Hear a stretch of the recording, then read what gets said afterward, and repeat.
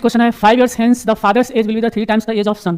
5 years ago father was 7 times as old as his son. Find their present age. तो यहाँ पे देखना ये ध्यान से बाबू कि कंपेरिजन किसका हो रहा है, फादर के एज का उसके सन के एज से कंपेरिजन हो रहा है। तो जिससे कंपेरिजन होता है उसी को हमको क्या मानना है, एक्स मानना है, ठीक है।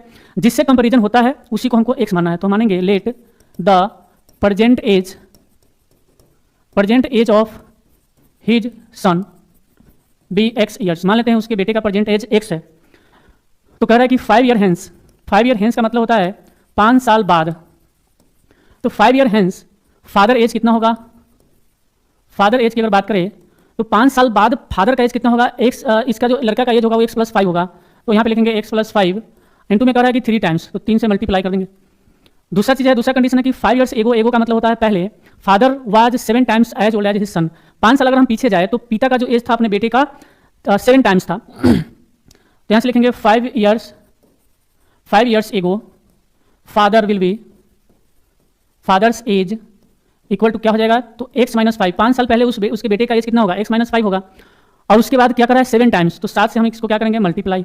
अब दोनों फादर का एज है, दोनों किसका एज है, फादर का एज है, तो ये दोनों क्या होगा बराबर हो जाएगा। लिखेंगे now 3 × x + 5 equal to 7 × x - 5। इसको बस क्या करना है, सॉल्व कर देना है।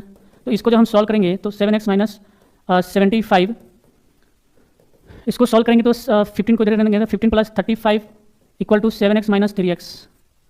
सॉल्व करेंगे तो यहाँ से 4x इक्वल टू हो जाएगा, 4x इक्वल टू कितना जाएगा 50, 4x इक्वल टू कितना जाएगा 50। तो यहाँ से x इक्वल टू हो जाएगा 50 / 4। सॉल्व करेंगे तो आएगा 25/2। 25/2 का मतलब होगा 12.5 साल, ठीक है। कितना होगा बाबू 12.5 साल। तो x का मान आया 12.5 साल। तो दोनों का प्रेजेंट एज निकालना है। तो लिखेंगे his son's present age equal to कितना हो जाएगा 12.5 साल एंड फादर एज। तो फादर का प्रेजेंट एज क्या होगा, तो दोनों में से हमको क्या करना है, दोनों में से किसी एक में x का मान पुट करना है। तो यहाँ पे लिखेंगे 3 × x का मान है 12.5 + 5। सॉल्व करेंगे तो 3 × आ जाएगा 17.5, ठीक है। तो आ जाएगा 17 या 51, 12.5, ठीक है। इतना आएगा 12.5 ईयर्स। लेकिन ये जो एज निकला है फादर का वो 5 साल बाद का है। तो 5 साल पहले निकालने के लिए हमको क्या करना होगा, 5 माइनस करना होगा।